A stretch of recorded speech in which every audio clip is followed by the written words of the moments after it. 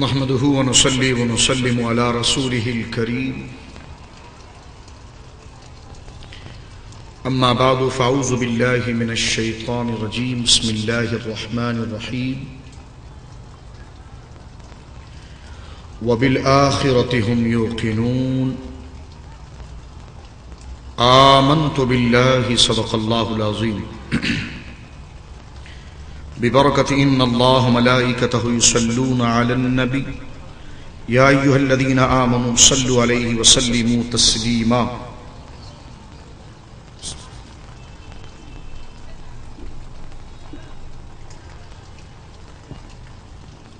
اللهم صل وسلم وبارك على النبي محمد وآل محمد سيد الرجال المفضل يا بحر الكمال ويا بحر الكمال يا محمد صلی اللہ علیہ وسلم۔ اللہ کی حمد و ثنا نبی کریم رؤوف الرحیم صاحب تکریم علیہ الصلاۃ والتسلیم کی بارگاہ مقدسہ میں انتہائی عقیدت اور احترام کے ساتھ،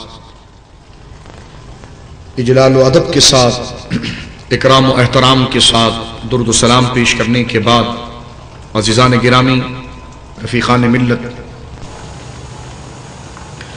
سورہ بقرہ شریف کی ابتدائی آیات اور ابتدائی مضامین جو اسلامی نظریات اور اسلام کے وہ مسائل جس کا تعلق ایمانیات سے ہے، اعتقادیات سے ہے، جس پر انسان کی نجات موقوف ہے، ایک انسان جب اس تمام چیزوں کو، ان تمام چیزوں کا زبان سے اقرار کر کے دل سے اس کو یقین جان لیتا ہے، تصدیق کر لیتا ہے، تو ایسا ہی انسان مومن کہلاتا ہے۔ محترم سامعین کرام، گرامی قدر حضرات، اس سے پہلے ہم نے آپ کی خدمت میں ایمانی صفات پر ایک مفصل بحث گزر گئی اور جو اس میں تحقیق و تشریح کے ساتھ تمام معاملات بیان کیے، اور سورہ بقرہ کی ابتدائی آیتیں جو قرآن مجید فرقان حمید کے تمام مضامین کا خلاصہ ہیں، اللہ رب العزت نے یہاں پر اہل ایمان کی پہچان یہ ذکر کی کہ وہ غیب پر ایمان لاتے ہیں، نبی کی زبان سے وہ باتیں جو ان کی نگاہوں سے اوجل ہیں، غیب ہیں، لیکن وہ اللہ کے نبی کی زبان سے صادر ہوتی ہے، اللہ کے کلام میں واضح ہوتی ہے، تو وہ اس پر چوں چرا نہیں کرتے، بلکہ الذین یؤمنون بالغیب، وہ خاموشی کے ساتھ ان تمام نظریات کو تسلیم کرتے ہیں اور سر تسلیم خم کرتے ہیں۔ فرمایا ان کی نشانی یہ ہے کہ اقامت الصلاۃ کرتے ہیں، یہ اللہ نے جو رزق حلال انہیں دیا ہے اسے اللہ کی راہ میں خرچ کرتے ہیں، اسی کی رضا کے لیے۔ اور ان کی شان یہ ہے کہ جو اس نبی پر، یعنی جناب محمد رسول اللہ صلی اللہ علیہ وسلم پر جو ہم نے دین اتارا ہے، جو کتاب اتاری ہے، اس دین، اس کتاب پر ایمان لے کر آتے ہیں، اور نبی مکرم صلی اللہ علیہ وسلم سے پہلے ہم نے جتنے صحیفے، جتنی کتابیں، جتنے نبیوں کو بھیجا ہے، یہ اس میں سے کسی کا انکار نہیں کرتے، کسی صحیفے کا انکار نہیں کرتے، کسی نبی کی نبوت کا انکار نہیں کرتے،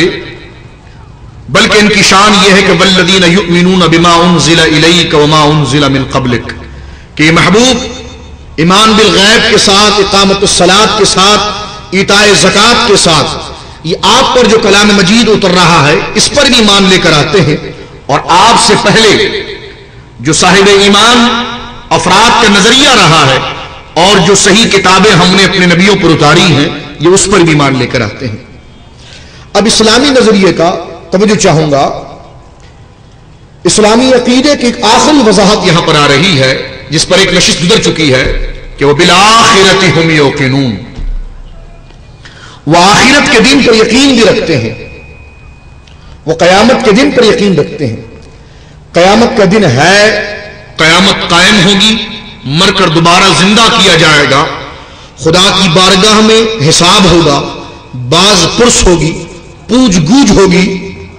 اللہ اپنے فضل سے جسے چاہے گا اپنی نعمتوں سے بہرہ مند کرے گا، اور جنہوں نے دائمی طور پر خدا کی نافرمانی کی، اس کی شریعت کی نافرمانی کی، اس کی توحید کا انکار کیا، اس کے نبیوں کی رسالت کا انکار کیا، تو خدا نے انہیں دنیا کے اندر تو ڈھیل دی تھی، فرصت وقت دی تھی، ایک ساتھ طویل دی تھی، لیکن اللہ نے قیامت کے دن کو بپا کر کے جہاں صالحین، مومنین، صاحب ایمان کو اپنی رحمتوں سے بہرہ مند کرے گا، وہیں پر جنہوں نے انبیاء کو اذیت پہنچائی اور جنہوں نے اپنی تخلیق کے مقصد کو بھلا دیا کہ انہیں اللہ کو ایک جاننے اور ایک ماننے کے لیے پیدا کیا گیا تھا، انہوں نے اس کے خلاف نظریہ رکھا، تو خدا ان کے ساتھ اپنے عدل کو قائم کرے گا اور انہیں اللہ رب العزت عذاب شدید کا مزہ چکائے گا۔ تو یہ قیامت کا منظر ہے، اور قیامت اسلامی تمام نظریات کے اور تمام عقیدے کی بنیاد ہے۔ یوں سمجھ لیجئے اسلامی عقیدہ اور اسلامی نظریہ، میں بارہا عرض کرتا ہوں، اب پھر آپ کے توجہ کے لیے عرض کر دیتا ہوں کہ اسلام کی حقانیت اور دین محمدی علیہ تحت الثناء کی حقانیت یہ ہے کہ دین کا منشور بچے بچے کو یاد ہے، اسلامی نظریہ بچے بچے کو یاد ہے، اسلامی عقیدہ بچے بچے کو یاد ہے کہ ہمارے بچے جو ابھی صحیح بول نہیں سکتے لیکن انہیں معلمین کی خدمت سے ایمان مفصل بھی پتا چل جاتا ہے اور ایمان مجمل بھی پتا چل جاتا ہے، یعنی آمنت باللہ وملائکتہ وکتبہ ورسلہ والیوم الآخر وقدر خیرہ وشرہ من اللہ تعالی والبعث بعد الموت، یہ اسلامی دستور ہے، یہ اسلامی منشور ہے، اسی پر اسلامی تحریک چل رہی ہے۔ اسلام کی بنیاد یہ ہے، نظریات یہ ہے، ان تمام چیزوں کو اقرار باللسان و تصدیق بالقلب، ان تمام چیزوں کا زبان سے اقرار کرنے والا اور دل سے اسے سچ جاننے والا ہی مومن قرار پاتا ہے۔ حضرات گرامی، اسلامی نظریات کی مثال یوں سمجھ لیجئے، اور اس نظریے میں علم قیامت اور عقیدہ قیامت اور عقیدہ باس اور عقیدہ یوم حساب کی حیثیت کو یوں سمجھ لیں کہ جس طرح کہ اسلامی سارے نظریات ایک جسم کی طرح ہے اور عقیدہ آخرت اس میں روح کے مانند ہے، یعنی اسلامی نظریات کی جو حیات ہے اور آج اسلامی نظریات کی جو بقا ہے، اس کی روح علم آخرت ہے، اس کی روح عقیدہ آخرت ہے، یعنی ایک دن دنیا میں تو کچھ بھی کر لو، دنیا میں وقت کی فرصت بھی تمہیں ملی ہے، دنیا میں تم ایک شتر بے مہار کی طرح آزاد رہو یا اللہ رب العزت کے پیغام کے پابند رہو، ایک دن ایسا آئے گا کہ جس دن اس کو خدا کے حضور حاضر کیا جائے گا، اور خدا کے حضور حاضر ہو کر وہ یوم آخرت، یوم ساعت اور یوم قیامت کے دن اللہ کے حضور اپنی تمام کتاب کو پڑھے گا، اپنے تمام اعمال کو پڑھے گا، اور اللہ رب العزت کے سامنے پھر اس کو بچانے والا کوئی نہیں ہوگا۔ حضرت گرامی، میں نے پہلے بھی عرض کیا کہ ایک ایماندار شخص بھی اگر ہو، اس کو آپ بڑے وہ ایماندار ہو اور آپ کو اس پر ایسا بھروسہ ہو جس طرح کے دن کے دوپہر میں سورج چمکتا ہے، لیکن حضرت گرامی آپ اگر اس کو باز پرس سے نکال دیں گے، پوچھ گچھ سے نکال دیں گے، اس کو جرح و تعدیل سے نکال دیں گے، اس سے معاملے کی گویا کہ وضاحت سے نکال دیں گے، تو ایک وقت ایسا آئے گا کہ شیطان جو اس پر بار بار وار کر رہا ہے، ایک وقت شیطان اپنے بارے میں کامیاب ہو جائے گا اور اسے خائن بنا دے گا، مالک کا بے وفا بنا دے گا، مالک کا غدار بنا دے گا۔ حضرات گرامی، علم قیامت کو اور عقیدہ قیامت کو رکھ کر اللہ نے مومنین کے عقیدے کی حفاظت فرمائی ہے۔ علم عقیدہ آخرت کے ذریعے اللہ رب العزت نے مسلمانوں کے عقیدے کی حفاظت فرمائی ہے کہ یاد رکھو کہ تمہیں شتر بے مہار ایک آزاد گھوڑے اور اونٹ کی طرح نہیں چھوڑ دیا گیا ہے، بلکہ تم سے پوچھا جائے گا ایک ایک عمل سے متعلق۔ اس لیے آپ دیکھتے ہیں کہ وہ رات کے اندھیرے میں بھی مومن خدا کے خوف میں رو رہا ہوتا ہے اور مجمع کے اندر بھی خدا کے خوف میں آنسو بہا رہا ہوتا ہے۔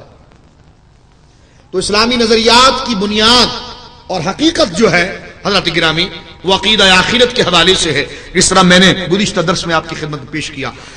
آخرت پر اور عقیدہ آخرت پر جس قدر یقین کامل ہوتا چلا جائے گا، جس قدر ہمارے ذہنوں میں اور ہمارے دلوں کے اندر یہ بات راسخ ہوتی چلے جائے گی کہ ہم نے خدا کے حضور کھڑا ہونا ہے،